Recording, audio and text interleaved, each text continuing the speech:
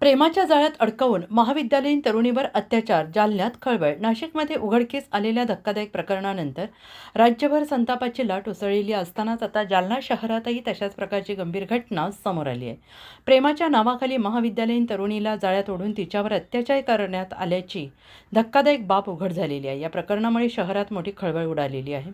जालना शहरातील railway station परिसरातील एका महाविद्यालयात शिक्षण घेणाऱ्या तरुणीशी आरोपी साहिल जावेद अन्सारी याने ओळख वाढवली. सुरुवातीला मैत्रीच्या नावाखाली जवळीक साधत त्याने तरुणीला प्रेमाच्या जाळ्यात ओढण्याचा प्रयत्न केला. मात्र तरुणीने नकार दिल्यानंतर आरोपीने आत्महत्येची धमकी देत तिच्यावर मानसिक दबाव टाकला. या दबावाला बळी पडत तरुणीने त्याच्याशी संपर्क ठेवला. त्यानंतर आरोपीने तिच्यावर वर्चस्व गाजवण्यास सुरुवात केली. शहरातील विविध ठिकाणी फिरताना तिला बुरखा घालण्यास भाग पाडल्याचं समोर आलंय. घरी कोणी नाही असं सांगत आरोपीने तिला आपल्या घरी नेलं. तिच्यावर जबरदस्तीने अत्याचार केला आणि या घटनेनंतर मानसिक धक्क्यात असलेल्या पीडित तरुणीने धाडस दाखवत ही बाब आपल्या आईला सांगितली. त्यानंतर आईसह तिने कदीम जालना येथील पोलीस ठाण्यात तक्रार दाखल केली. पोलिसांनी आरोपी विरोधात बलात्कारासह इतर संबंधित कलमांखाली गुन्हा नोंदवला आहे. दरम्यान आरोपीला न्यायालयात हजर केलं असताना न्यायालयाने त्याला 20 एप्रिलपर्यंत पोलीस कोठडी सुनावली आहे. या प्रकरणाचा अधिक तपास पोलीस करत असून या घटनेमागे आणखीन काही बाबी आहेत का याचाही तपास सुरू आहे. पोलीस स्टेशन येथे काल गुन्हा रजिस्टर नंबर 157/26 असा दाखल झालेला आहे. यामध्ये पीडितेने आमच्याकडे तक्रार दाखल केलेली होती. साहिल शहनवाज अन्सारी हा तिच्या कॉलेजमध्ये शिकणारा युवक आहे. त्या युवकाने तिच्याशी आधी प्रेमाचे संबंध प्रस्थापित केले आणि प्रेम प्रकरणात पुढं मग तिच्याशी मैत्री वाढवली आणि तिला काल एका ठिकाणी घेऊन गेला त्याच्या घरी आणि घरी जाऊन त्यांनी शारीरिक संबंध प्रस्थापित केले. जर शारीरिक संबंध प्रस्थापित नाही केले त्यांनी आत्महत्या करणं अशी धमकी दिली.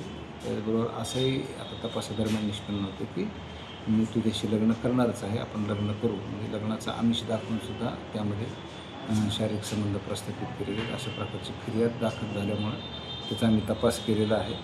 तपासाला सुरुवात केल्यानंतर यातील आरोपी साहिल शहनवाज अन्सारी यांना आपण काल अटक केलेली आहे रात्री आणि त्यांना रितसर आज माननीय कोर्टासमोर हजर केलेलं आहे. कोर्टाने त्यांना दिनांक 20 एप्रिलपर्यंत पोलीस कस्टडी रिमांड दिलेली आहे.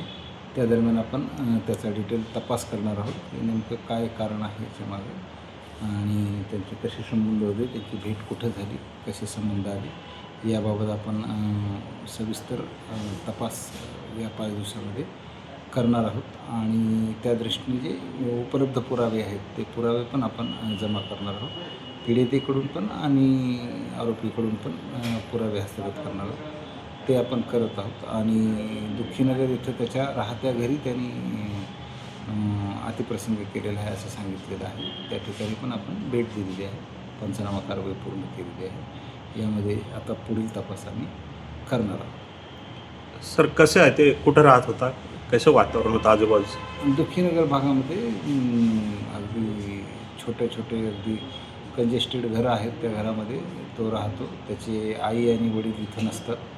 आई बाहेरगावी म्हणजे गावाकडे गेलेली आहे. बिहारचा आहे, तो बिहारकडे गेलेली आहे आणि वडील परदेशामध्ये नोकरी करतात. तिकडे नोकरीनिमित्त ते गेलेले आहेत. हा आणि याचा लहान भाऊ हे दोघेच असतात. त्या छोट्या 10 बाय 10च्या 2 रूममध्ये ते राहतात.